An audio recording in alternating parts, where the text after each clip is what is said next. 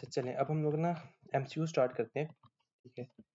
आगे hormone which increases arterial resistance is angiotensin 2। आपको पता है एंजियोटेंसिन 2 कहाँ से आता है?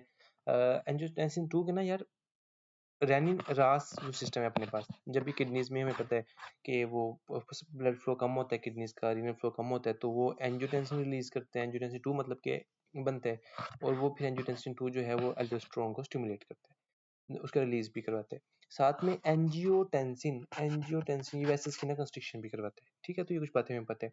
तो ठीक है, ये आर्टेरियल रेजिस्टेंस को ज्यादा करता है और ये कंस्ट्रिक्ट करवाता है आर्टेरियल्स को, एंजियोटेंसिन 2। ठीक हो गया। फिर कहता है कि क्या करवाता है ये? कंस्ट्रिक्शन करवाते हैं, वेजो कंस्ट्रिक्शन करवाते हैं, वेजो कंस्ट्रिक्शन। ठीक है जी। क्या काम नहीं करता? Does not cause promotion of salt excretion bye renal tubules. ये इसका फंक्शन नहीं है। एंजियोटेंसिन 2 के क्या क्या फंक्शंस है? अगर हम लोग बेसिक जो डिस्कस करें तो यार ये ना, एक तो हमें पता है वेजो कंस्ट्रिक्टर है, वेजो कंस्ट्रिक्टर वेसल्स कंस्ट्रिक्शन कराते हैं। दूसरा ये एड्रेनल ग्लैंड में से एडीएच का एल्डोस्टेरोन का रिलीज करवाते हैं, ठीक है, एल्डोस्टेरोन का रिलीज करवाते हैं। और ये ना एक सीएनएस में जाके ना थ्रस्ट भी एक्टिवेट करते हैं, ठीक है। थ्रस्ट भी एक्टिवेट करते हैं। देखो ना कब रिलीज होगा एल्डोस्टेरोन, कब रिलीज होगा एंजियोटेंसिन 2, कब रिलीज होगा? तब रिलीज होगा जब बंदे का रीनल फ्लो कम है, और किडनी ने फिर रास सिस्टम एक्टिवेट कर दिया, और किडनी ने हर मुमकिन कोशिश करनी है कि वाटर रिटेंशन हो, ठीक है।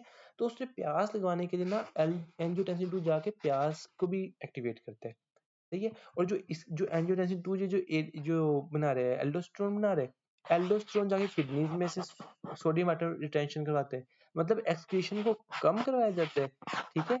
और बॉडी को कहा जाता है यार पानी पी, खुदा का वास्ते तो पानी पी, ठीक है। तो मतलब थर्स्ट को ज्यादा करवाया जाता है, तो इस तरह होते हैं हमारे पास, ठीक है। तो angiotensin 2 does not cause salt, हाँ साल्ट डायरेक्टली नहीं साल्ट एक्सक्रीशन को प्रमोट करता, बल्कि इनडायरेक्टली भी नहीं करता, ठीक है ना। Renin angiotensin aldosterone system does not regulate nitrogen balance के साथ कोई ताल्लुक नहीं है इनका।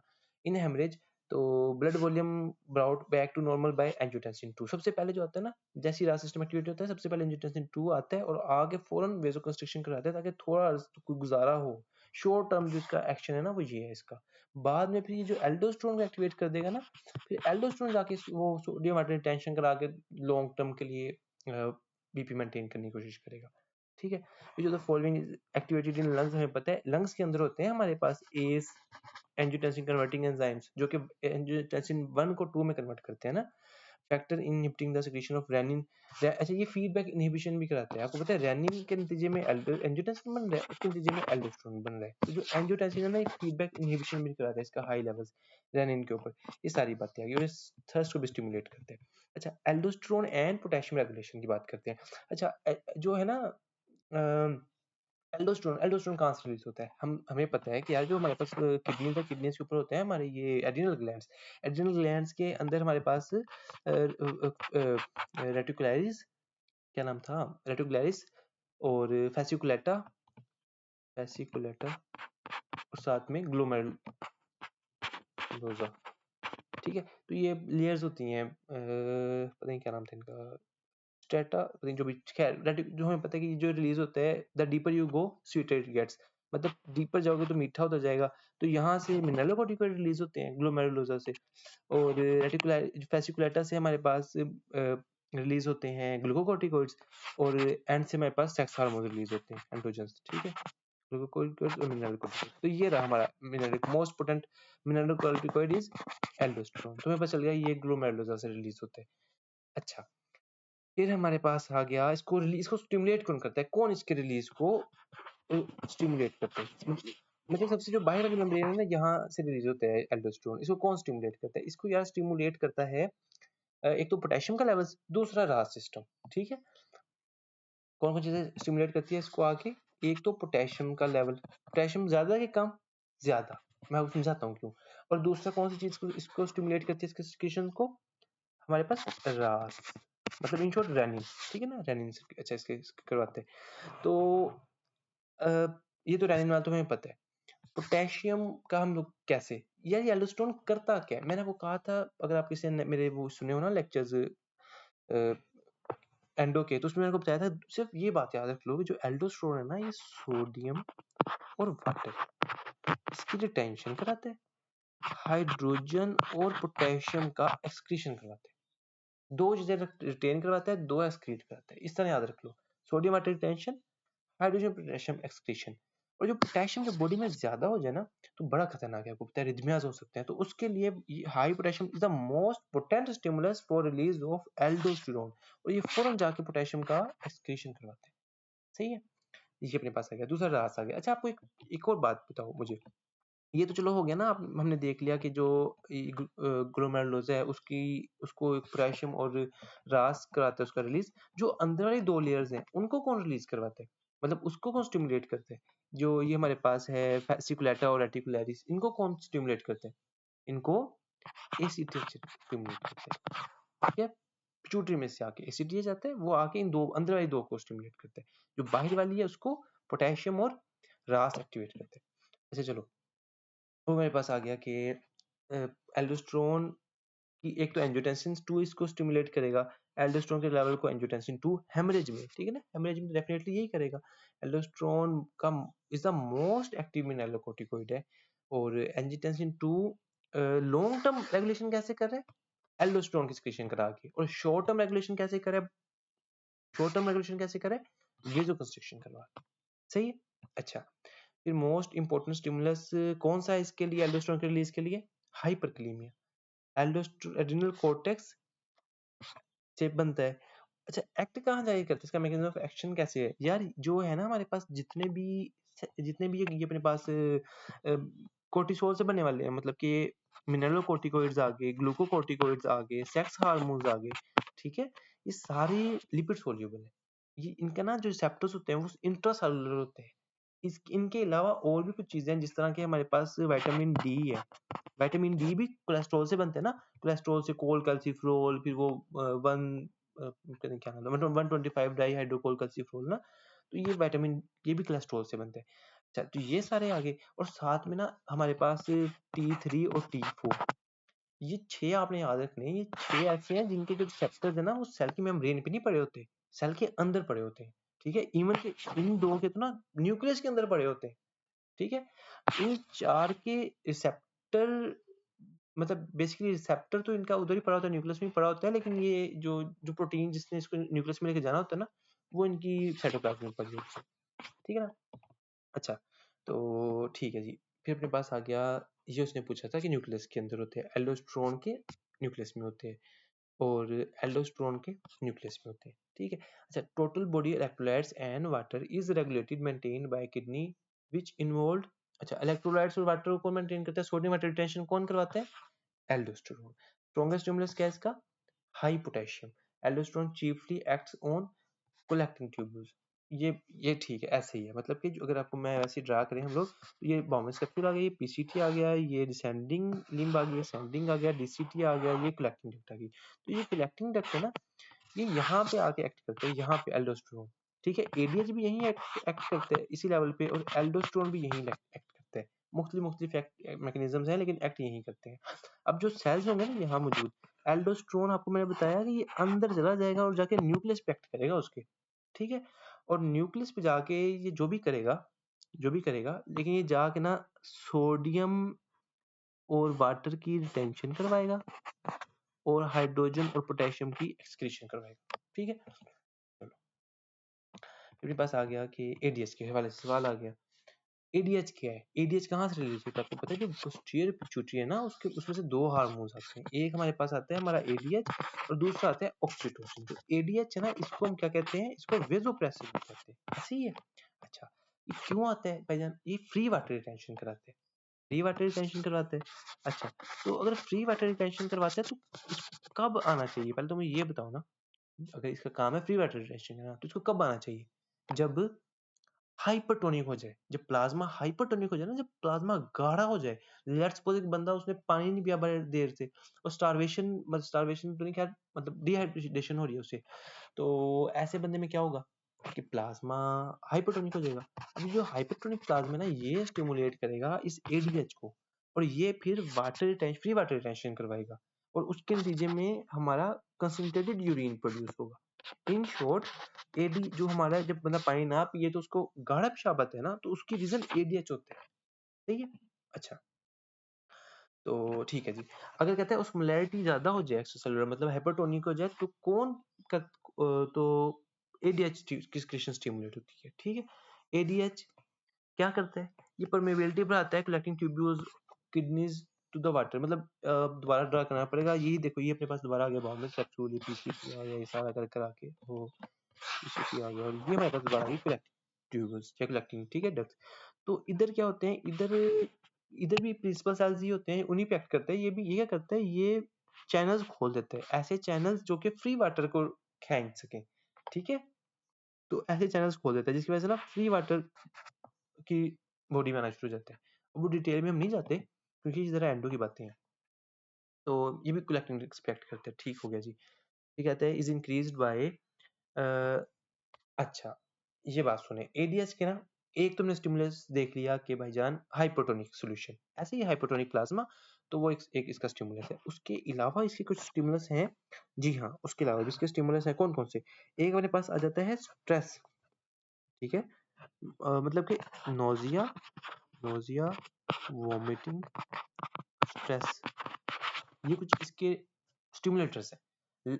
स्टिमुलेटर्स इस तरह समझ लो आप कि देखो एक बंदे को अगर नौजिया हो रहा है, उसको वोमिटिंग हो रहा है, तो अल्लाह पाक ने एक मैकेनिज्म रख दिया कि वो ये चीजें ना पहले स्टिमुलेट कर देती है एडीएच को कि चल भाई इसमें से उल्टियां करेगा, ये इसको हो जाएगी डिहाइड्रेशन, फिर ये रोता फिरेगा, तो इसका ना यूरिन कंसंट्रेटेड बना पहले से प्रिजर्व कर ले पानी इसके लिए, ठीक है? तो यूं समझ लो। इसी तरह स्ट्रेसफुल कंडीशन, लेट्स सपोज बंदे का ऑपरेशन हुआ है, एक स्ट्रेसफुल कंडीशन है, तो इसके बाद पोस्ट ऑपरेटिवली एडीएच के लेवल होते हैं ज़्यादा, ताकि वाटर की रिटेंशन हो, कंसंट्रेटेड यूरिन बनता है।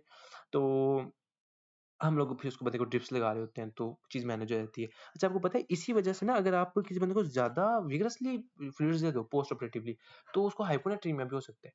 इसी वजह से, क्योंकि एडीएच लेवल इसमें ज़्यादा हो रहा होता है, तो फ्री वाटर रिटेंशन हो रही होती है ना, तो जब फ्री वाटर रिटेन होगा तो डेफिनिटली सोडियम का लेवल ओवरऑल कम हो जाएगा, अगर आप समझो बात को, है ना? तो वही चीज़ है। अच्छा जी, पोस्ट ऑपरेटिवली इसका लेवल ज़्यादा होता है। ADH will be released from the posterior pituitary, ठीक है जी, when there is decrease in plasma volume. Um यार ये कोई मेरे हिसाब से अच्छी चीज़ नहीं है, मतलब अच्छा प्लाज्मा वॉल्यूम कम होना is not a stimulus of ADH. Plasma osmolarity का ज़्यादा होना ना, वो स्टिमुलस है। तो इसको आपने देख लेना, ये बात है ना यहाँ भी उसने बताई हुई है। ठीक है, इसको देख लेना है। मैं डाउटेड हूँ। अच्छा, water loss from sweating cause an increase in ADH secretion. हम मेरे को क्या पता था स्वेटिंग में क्या चीज़ बेसिकली रिलीज़ होती है? ज़्यादा वाटर रिलीज़ होता है। तो जब ज़्यादा वाटर रिलीज़ होगा तो जो पीछे हमारे पास प्लाज्मा रह जाएगा वो क्या होगा? हाइपरटोनिक। तो हाइपरटोनिक क्या रिलीज़ कराएगा? एडीएच। अच्छा, ADH secretion by hypothalamus is inhibited by, अगर ऑस्मोलैरिटी कम होगी, हाइपोटोनिक होगा, तो उसकी इनहिबिशन होगी हाइपोथैलेमस में से।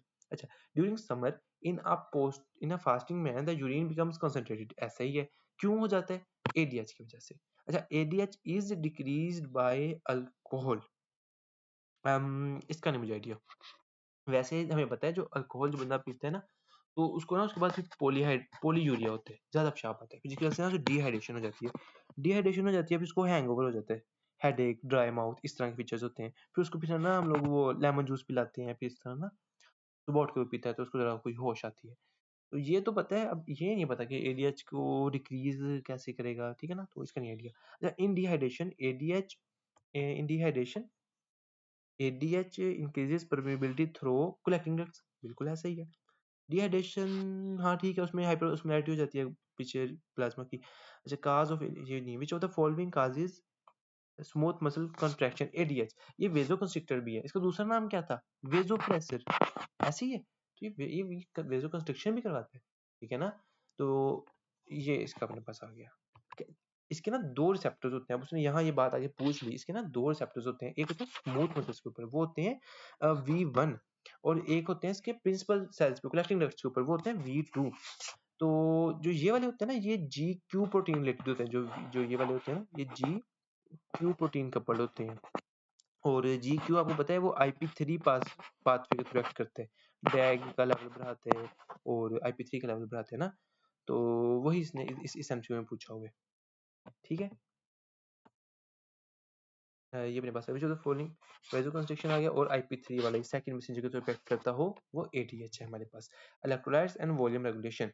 अच्छा जी, hyponatraemia caused by free water ज़्यादा, अगर फ्री वाटर ज़्यादा होगा, लेट्स सपोज बंदे को ऐसा ही एडीएच है ना, एसिडिटी में अन्य वहाँ एडीएच आ रहा होता है, तो फ्री वाटर रिटेंशन ज़्यादा होती है, एज रिजल्ट हाइपोनेट्रीमिया हो जाता है। Which of the following decreases blood volume? ANP, ANP क्या है यार? एएनपी, बीएनपी ये क्या भला है यार? एएनपी ना ये रिलीज होता है आर्टरीज में से, ओ सॉरी एट्रिया में से। हार्ट है ना जो हमारा, हार्ट की जो एट्रिया ये रिलीज करते हैं एएनपी, और इसके जो वेंट्रिकल्स है वो रिलीज करते हैं बीएनपी। कब करते हैं? जब ज्यादा स्ट्रेच होता है ना इनकी वाल्स पे। लेट्स सपोज बॉडी का वॉल्यूम ज्यादा है, ठीक है, वॉल्यूम ज्यादा है तो ज्यादा फिर प्रीलोड आएगा, जब ज्यादा प्रीलोड आएगा तो एट्रिया ज्यादा डिलेट करेगा, जो उसके स्ट्रेचिंग की वजह से ना वो एएनपी रिलीज करते हैं एट्रिया। अब ये एएनपी क्या करते हैं यार? ये जो एएनपी है ना, ये रास जो सिस्टम है उससे बिल्कुल ऑपोजिट इफेक्ट है।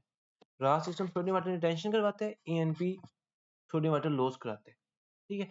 रास सिस्टम बीपी को ज्यादा करने की कोशिश करता है, ये बीपी को कम करने की कोशिश करता है, ठीक है। तो मतलब ये बिल्कुल एक ऑपोजिट है, इस तरह आप इसको याद रखो। बीएनपी का ऐसा नहीं पूछता, बीएनपी ना वो हार्ट फेलियर के अंदर ऐसा एक मार्कर यूज होता है। खैर, तो अच्छा जी, तो कहते हैं which of the following decrease blood volume? तो मैं कहता है सोडियम वाटर लॉस करवाएगा, वो एएनपी है। और renin secretion is inhibited by, अच्छा एएनपी जो है ना वो रास सिस्टम को इनहिबिट भी करते हैं और ज्यादा स्ट्रांगली इनहिबिट करता है रेदर देन एंजियोटेंसिन 2 रेनिन को, ठीक है। अच्छा, increase renal sodium in hyperaldosteronism due to decrease capacity of renal tubules to absorb sodium. यार एल्डोस्टेरोन जब ज्यादा होता है ना तो सोडियम वाटर टेंशन ज्यादा होती है और एबिलिटी ज्यादा हो जाती है रीनल ट्यूब्यूल्स की सोडियम को रीअब्सॉर्ब करने की।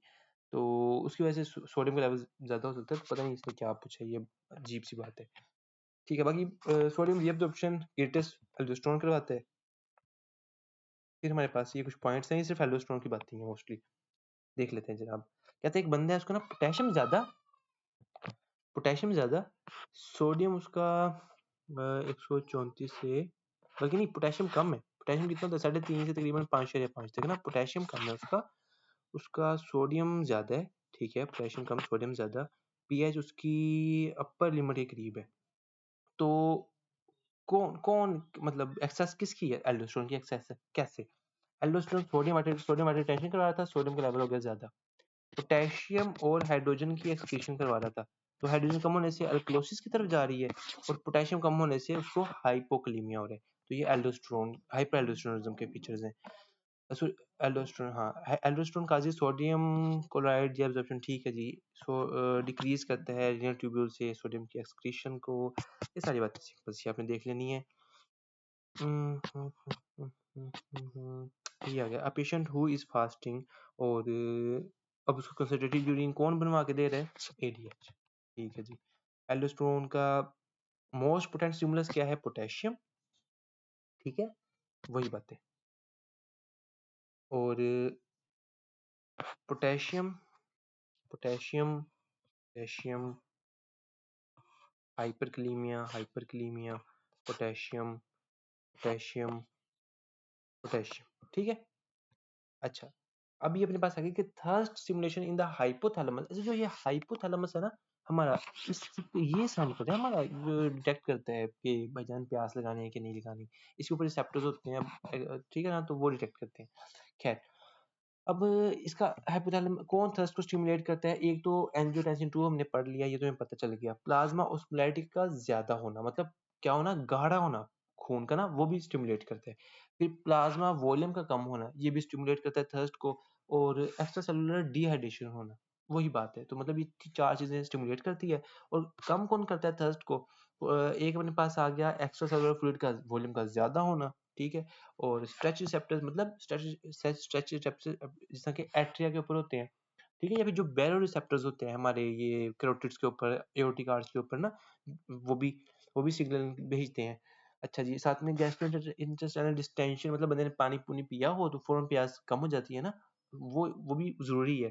क्योंकि अगर आप, क्योंकि पानी कब जज़ब होगा, कब वो खून में जाएगा, कब हाइपोथैलेमस पहुंचेगा, तब तक बंदा ज्यादा पानी पी चुका हो। तो जैसी डिस्टेंशन होती है वो फौरन कहते हैं चलो चलो इसने कुछ ना कुछ पिया है, देखते हैं क्या पिया है, बाद में देखते हैं मजीद जरूरत है कि नहीं है। तो इसलिए फिर वो ये भी ना इनहिबिशन करा देता है। तो ये सारी चीजें आ गई हमारे पास। फिलहाल इतना ही करते हैं, चलो।